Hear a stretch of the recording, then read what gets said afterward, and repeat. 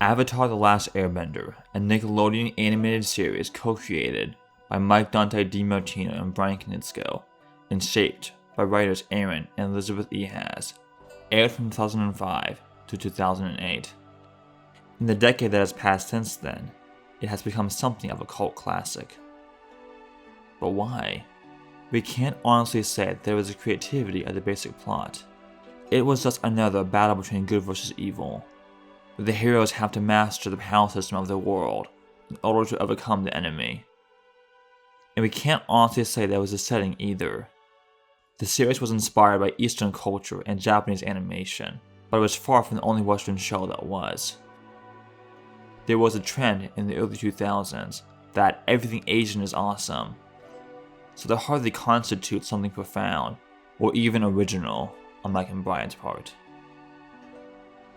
Perhaps it was just another much needed show with all the tried and true lessons about family or friendships, with some spiritual sounding lessons about how everything is connected on the side. But such vagueness as this leaves the window of interpretation pretty wide open. Could it really be some personal feeling that so many from our generation just happened to share? There had to be something that made it different. Something about the way all the tropes it used came together and were combined, the impact that this specific combination had on us, and the meaning it implicitly communicated. So what was Avatar: The Last Airbender really about? To narrow down my search for this meaning, I've chosen to use the opening of the first episode as a jumping off point to discuss the entire series.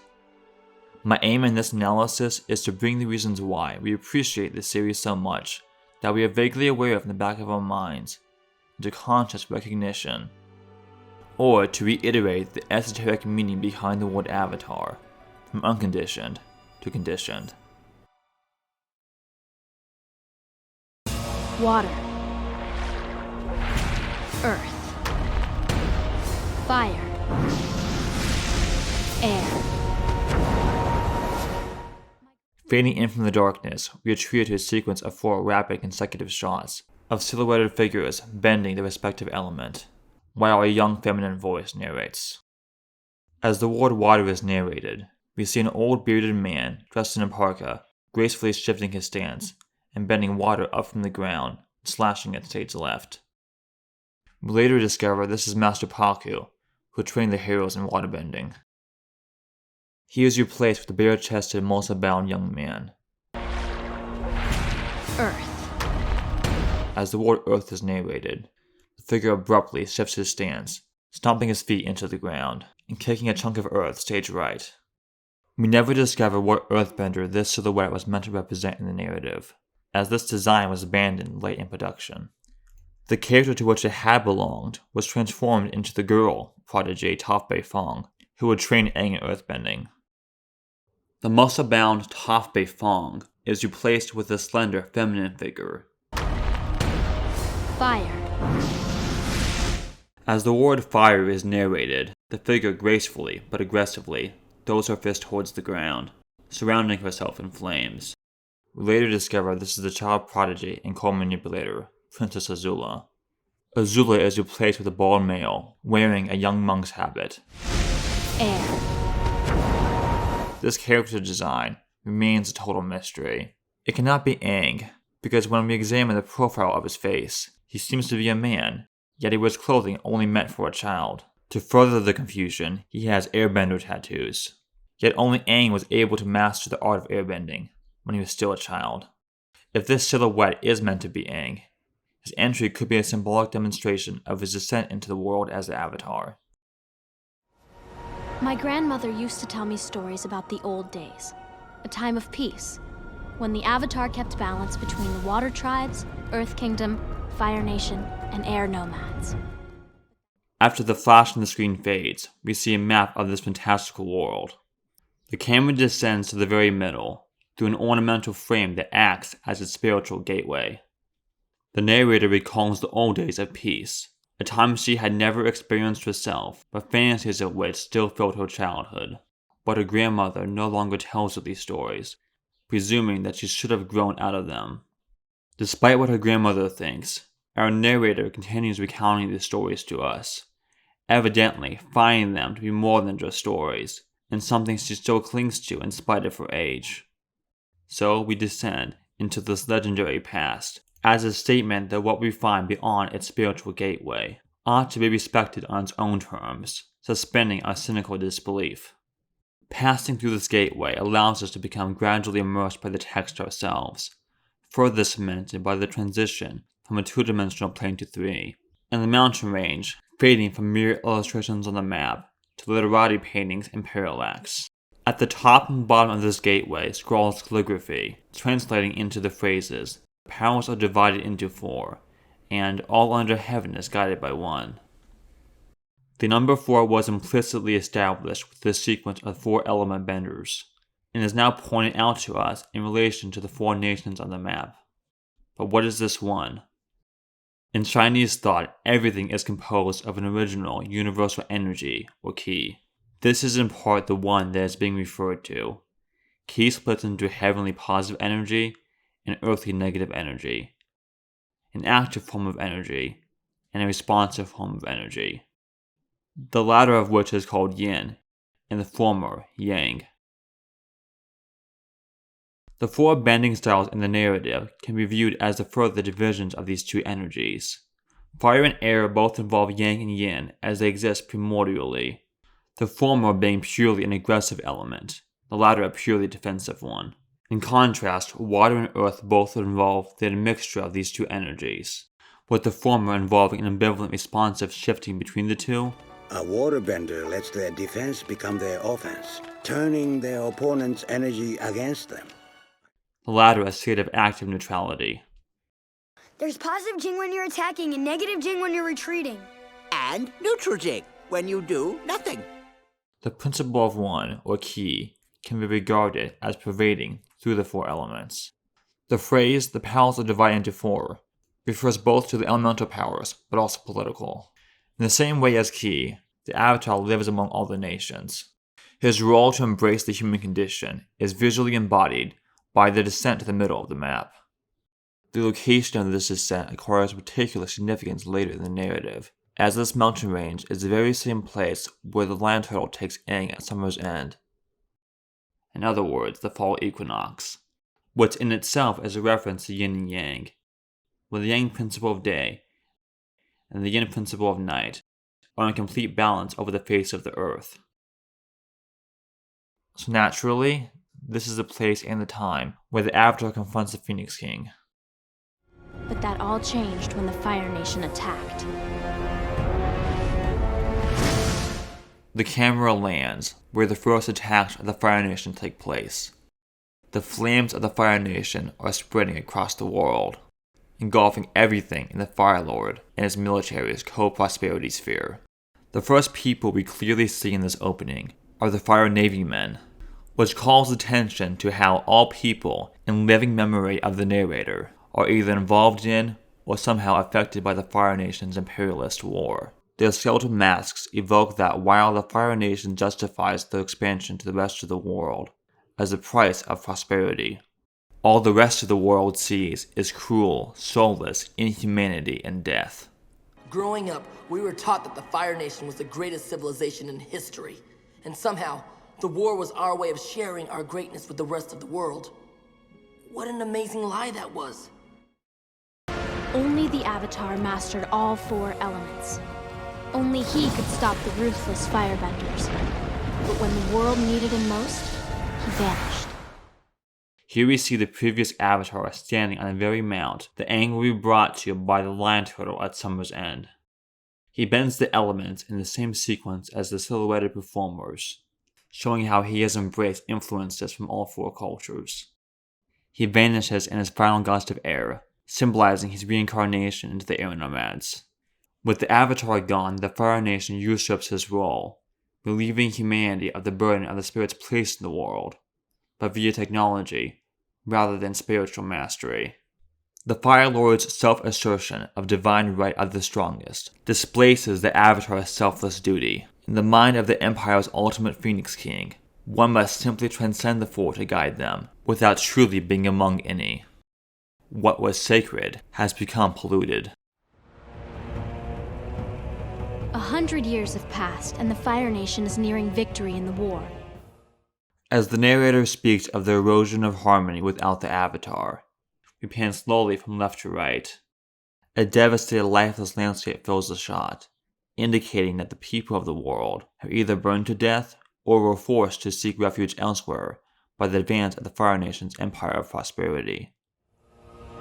2 years ago, my father and the men of my tribe journeyed to the Earth Kingdom to help fight against the Fire Nation. The ships leave shrouded in darkness, their way forward only dimly lit by seal oil, just as the organic way of living is fading in the face of Fire Nation industrial violence. The images that came before communicated a fantastical war between the elements, but now the story has come down.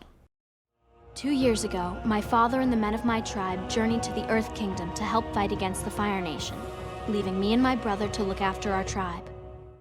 To the domestic human level.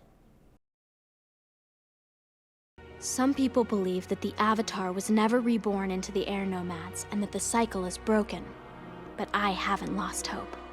This line finally points us to why the legend of the Avatar means so much to our narrator personally. The tangible reality of their father leaving them for the war results in Katara feeling abandoned, just as the world has been abandoned by the Avatar for a legendary 100 years. Her hope that she'll see her father again, therefore, gets tied up with the Avatar returning to restore balance. In her impoverished conditions, the only way to move forward is to look past them by placing all her hopes in some unseen and unconditioned future. She was as young then as Aang is when he came out of the iceberg, but the circumstances of war have forced her to grow up too fast. A repressed, childish desire for omnipotent parental protection lurks just below the surface, displaced from her father onto the Avatar. Katara is simultaneously mature and thanklessly caring for the whole village, and childish in her expectation that someone will come to save her from her pain. To survive without her parents, Katara has had to tell herself that she is fully grown, suppressing any feeling of abandonment by treating her childhood as completely in the past. Because Aang was frozen in time, unaffected by the war up until this point, this allows them to recognize and draw out Katara's inner child. I haven't done this since I was a kid! You still are a kid! We can see here that Katara distances herself from her own childlike enthusiasm, proclaiming that she enjoys it and nostalgia for her childhood. But Aang counters that she's still having fun, like a child would, enjoying the moment for its own sake, and not for anything she could get out of it. In such subtle ways, Katara's development has been intimately affected and altered by the legendary conflict. While wars are started between nations, their violence is done to families, impacting how the next generation matures to adulthood. This is highlighted by Katara's age at the time of her father's departure. She was forced to take on the adult responsibilities of looking after their tribe 2 years ago when she was 12. This is when we begin to grow into adults, the age of adolescence. The dynamics of human growth and maturation may be visualized through the yin-yang. Here, yin symbolizes unshaped potential, and yang, that which is shaped. The family we are brought up in provides the initial shape to our development as children, as symbolized by yang. However, a child's desire for recognition of their development is impossible to fully satisfy within the context of their family of origin. This unshaped potential within their upbringing can be symbolized by the seed of yin that exists within yang. As much as family is necessary for a child's development, it is not sufficient. For this reason, in adolescence, the child must leave the home that shaped them to enter the unshaped wilderness outside, symbolized by yin. There and only there, they may freely form new friendships with other children who have done the same, drawn together by mutual recognition of the people they have each developed into. Through these friendships, shape is provided to their lives once more, as symbolized by the seed of yang within yin. This is the universal dance of human growth and development, which repeats from generation to generation, and from one society to the next. But this harmony of family and friendships is polluted by wider social disharmony, and its violence intimately felt. The water tribes have failed to actively shape the world together, and so they can only respond to the Fire Nation's aggression by fragmenting, both internally within each tribe and between North and South with each other. This is reflected by the fragmentation of Katara and Sokka's home, as Hakoda is separated from his children in response to the ever louder call of war. How could you leave us, Dad? I mean, I know we had Gran and she loved us, but we were just so lost without you. I'm so sorry, Katara. The Earth Kingdom is warped by a heedless desire to conserve the current shape of the world, desperately trying to ignore any foreign influence on or disruption of their traditions. This is reflected by Liu Beifang's over-assertion of his role in shaping his daughter Toph, stifling her need to develop by protecting her from any exposure to the dangerous influences of the outside world. I've let you have far too much freedom. From now on, you will be cared for and guarded 24 hours a day. But Dad! We are doing this for your own good, Toph. The Fire Nation is warped by a heedless desire to actively shape the world, tyrannically usurping power over it. This is reflected by Fire Lord Ozai's aggressive relationship with his father and his son. The murder of his own parent manifests his refusal to heed even the one who shaped him in his desire to shape the world. As a paradoxical consequence, he also rejects his own role in shaping his son Zuko, demanding an intergenerational duel to the death. Rise and fight, Prince Zuko. I won't fight you. You will learn respect, and suffering will be your teacher. In this way, Ozai communicates that his son's life only retains shape in this world if he takes his father's. You, my father, who banished me just for talking out of turn.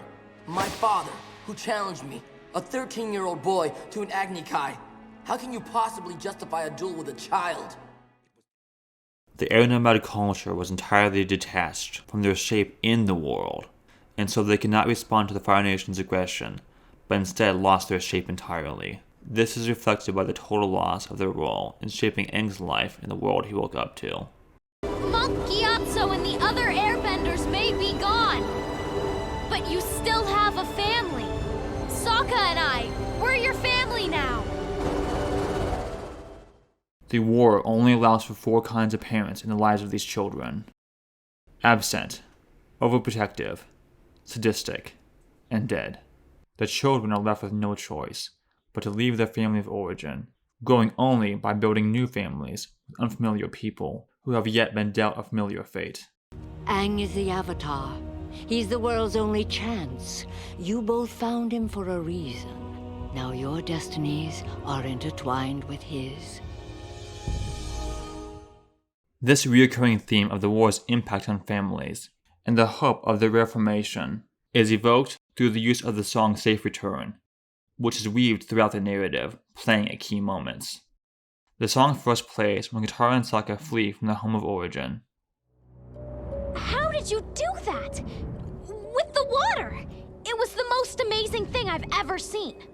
I don't know. I just sort of did it. Why didn't you tell us you were the Avatar? Because I never wanted to be.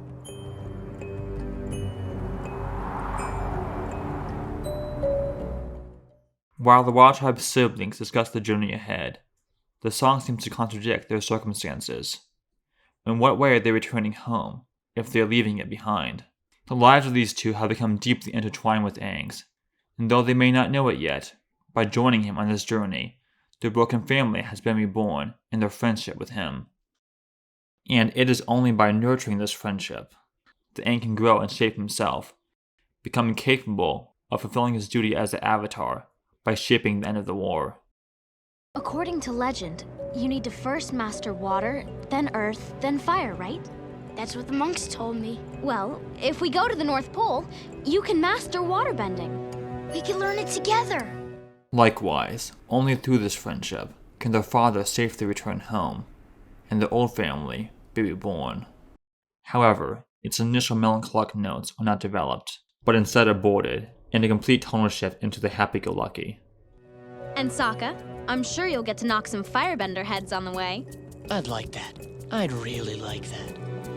Then we're in this together. All right, but before I learn waterbending, we have some serious business to attend to. The song does not come to a resolution. The process of rebirth for the Water Tribe siblings is not yet complete. Their bond has not yet been fully cemented from Aang's side, and cannot be, until he returns to his home of origin, where he discovers what had happened there. After Aang finds out about the genocide of his people, he eventually realizes that the shape of his childhood has been entirely lost.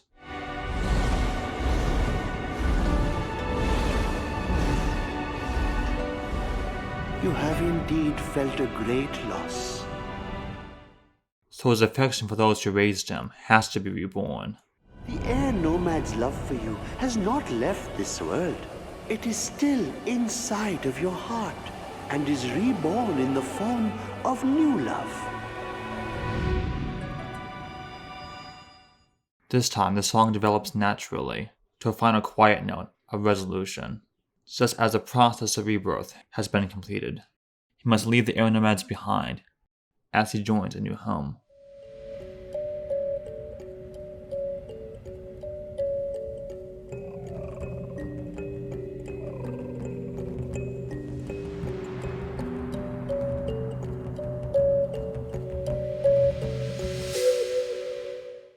The song plays again as the group leaves the dangers of the Fire Nation waters to return to the relative safety of the Earth Kingdom. Just moments before, Aang had learned how the cycles of heavenly events were manipulated by the Fire Nation to remove his people from the face of the earth, and how this soon may be repeated on an even wider scale. Hence the horrific undertones added to this usually tranquil melody, pointing us to the possibility that its resolution of a reborn family may now be undermined. As it plays, the siblings wordlessly close the distance, providing hope that they may overcome this unspeakable horror together.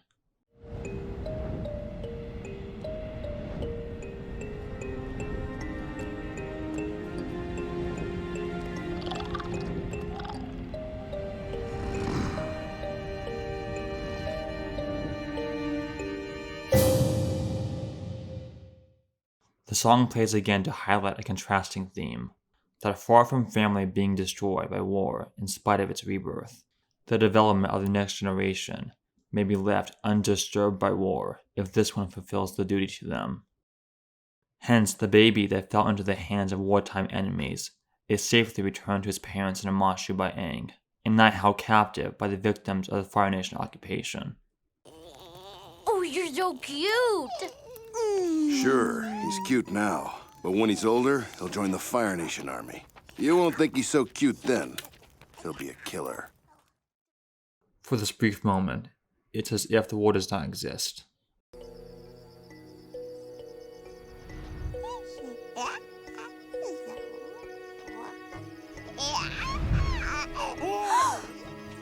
Tom!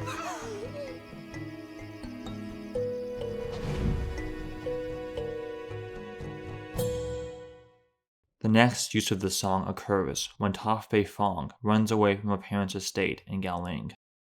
In contrast to Aang's choice to protect the next generation from the disturbances of war, Toph willingly flees a childhood that had been deeply disturbed by her parents' overprotectiveness concerning any influences by the outside war-torn world.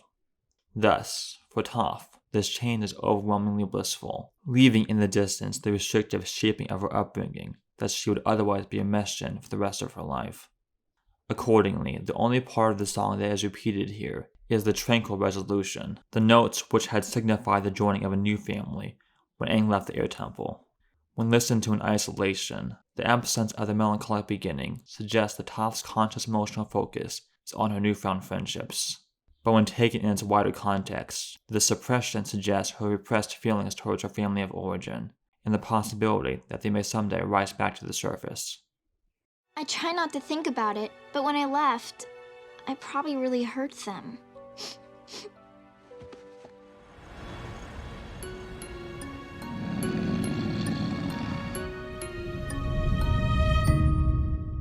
Reveling in her independence, Toph is paranoid at Katara's talk of working together suspecting it is only an attempt to rationalize offering her unneeded help in the future.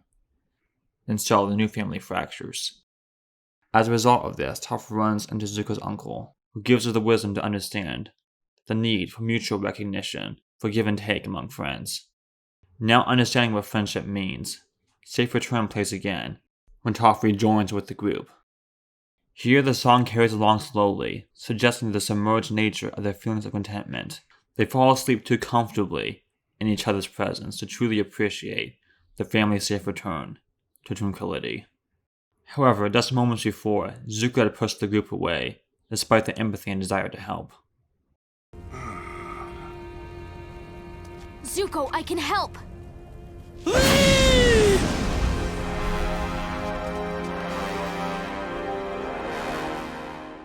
The music from this moment carries over to the following scene, creating a dissonance with the Kalambu in its previous uses. While the family has been restored, it is also not yet complete. The resolution of Toph's fracture with the group is musically and therefore thematically tied to the notion of Zuko as a future member, foreshadowing the crucial importance of Toph's meeting with Iroh as the means by which Zuko is eventually accepted.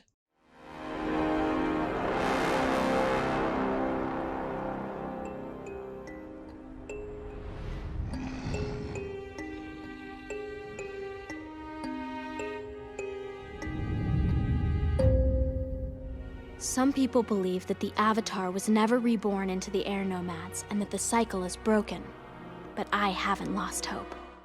Katara expresses a childlike faith that the Avatar will return, so we return to the same empty mount from which the previous Avatar had vanished, the mount at the center of the world, around which everything was and will be balanced.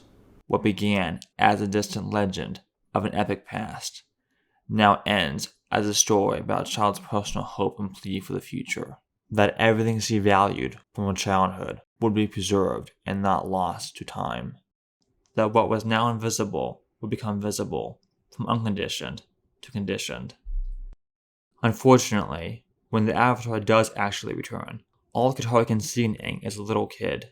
He is hardly the omnipotent parental figure in whom she had placed all her hope, so she displaces it once again from the visible boy onto his invisible future. So when Aang enters the Avatar state in Ba Sing Se's underground, Katara smiles joyously at his descendants, believing that Aang was no longer the little kid that she knew, but that the Avatar that she hoped for had finally returned.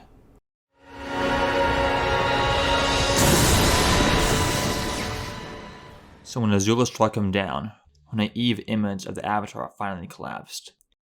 Even the Avatar, the ultimate parental figure of legend, was not the all-powerful protector she longed for to replace the loss of her father to the war. Katara had tried to grow up and tried to be strong for as long as she could, knowing her father had left precisely because he cared about them and the world they grew up in. But with the Avatar's fall, she could no longer shake the feeling of being abandoned, nor her resentment at the world. It's not brave, it's selfish and stupid. We could be helping him, and I know the world needs him, but doesn't he know how much that we need him too? How can he just leave us behind? You're talking about me too, aren't you? Even the Avatar at the height of its powers was only ever human. She had childishly not understood that if the Avatar would return to the world once again, he would be fragile and made of flesh. This left Katara with a pressing question. If he was not omnipotent, could what she valued from her childhood truly be restored? Would he even have the power to bring it back? It was on the same empty mount that her question was finally answered. It was there that Aang embodied Katara's hopes to restore balance to the world. All of his friends, caught in the turmoil of their unbalanced world, including Katara, believed that the only way to bring it back was if Aang killed the Fire Lord. Even his own past lives could only see the turmoil of their own times reflected back to them in his, and so advised Aang to do the same. Here is my wisdom for you. Selfless duty calls you to sacrifice your own spiritual needs and do whatever it takes to protect the world. Even the earth itself allowed humanity to do so, triggering the Avatar spirit so that his past lives would overwhelm him. Aang could no longer run away, and was now forced by the hands of the past to kill the Fire Lord. But Aang knew that such a choice would not define his spiritual journey alone. Enlightenment would be lost to the world. All it would hear from Oza's execution was that the language of Force was the only language that could be spoken. The very axis of the world on which he stood would revolve around death, so he wouldn't do it. But this was not an act of foolish naivete, that everything could be held on to, and no sacrifices would ever have to be made. No, Aang detached himself from the strife in which the world was currently embroiled, and from the existential threat posed by the comet. For he was not brought up in just any place, but in the monastery. From this place of free-spirited detachment, he could confront the turmoil with greater clarity.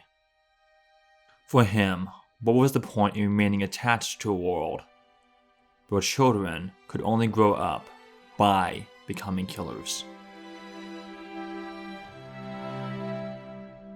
So Aang let go of Ozai, of himself, and risked being destroyed, thus risked the world being destroyed, just for some small chance that the old one, frozen in his childhood memory, would not be. Katara believed that only omnipotent power could save her world, but exactly the opposite was needed. Such unilateral force would be impossible to use without undermining the very thing it would be trying to protect. It was only by letting go of this and becoming vulnerable before the cynicism of false maturity that Katara's world could truly be restored. So from the elevated place of wielding godlike power over Ozai, Aang descended down, from the unconditioned to the conditioned, down to the human level, down to the world he remembered as a kid, when he was just a simple monk. Aang listened to the earth, but he had to listen closely, to hear the voices whispering beneath the surface.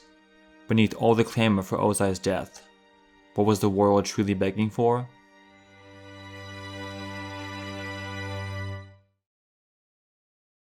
Hope. This theme is built upon in the final use of the song Safe Return. On this occasion, it is drawn up into a larger harmony, just as the rebirth of family between the heroes is finally drawn up into the rebirth of the wider world, when Zuko becomes one with them to end the war. In previous uses, the song had always resolved without anything resembling a high point or climax, as the formation of friendship does not have any goal outside of itself, and only exists for its own sake. But this time the theme bleeds into another, first played when Katara and Aang were trapped in the Cave of Two Lovers.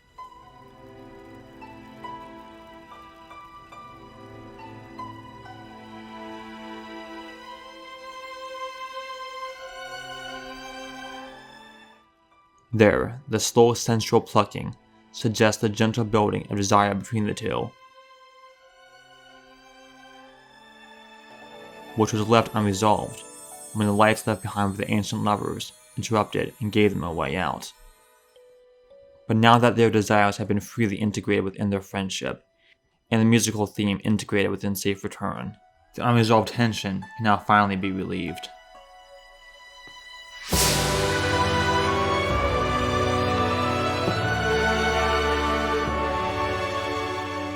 When Aang's love is returned by Katara, it is followed by a slowly rising harmony, finally ending on a theme associated by Katara with Aang's salvation of the world. Aang saved the world. He came of age and confronted the ills of their times directly for what they really were. He held on to the shape of his childhood and found a way to reshape the world and himself so that neither would be lost. Katara was now willing to form a new, romantic relationship with him because of the way he ended the war. For when she viewed the Avatar as an omnipotent father figure, she couldn't love him as an equal. And when she viewed Aang as just a little boy, she couldn't love him as an equal. The way he achieved peace revealed to her that it was not the Avatar she truly needed, nor was it the boy Aang, who truly needed her. Only once she saw how he grew up into Avatar Aang could she love him as an equal. And in realizing this, Katara finally came of age. They grew up faster than they ever should have been expected to. That way, the children of the future wouldn't have to. Through Aang, Katara's fragmented tribe and fragmented family was and would be restored. And through Katara, Aang's air nomad tradition and family would survive. While they could never return to their homes the way they once were, their cultures of origin wouldn't be lost to the commotion of inevitable change. The old world wouldn't just die, but would instead be reborn. In a way, the Fire Lord was framed as right. The world had to be reborn from the ashes, and it was. Thankfully, it just wasn't his. But, as Aang grew up being told by the monks, and through his travels, confirmed for himself, the world was a very delicate place. Such is the home he grew up in. But perhaps, with the rebirth of the air nomads and the monastic order, through Katara and Aang's family, the people of the world could be ready to leave its turmoil behind. Living in this world is necessary for humanity to grow and develop.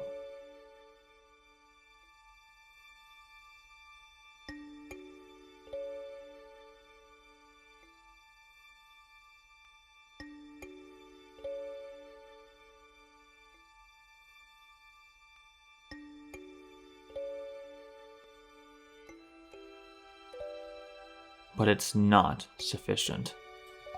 So what was on the tip of our tongues? What was Avatar: The Last Airbender really about? Home.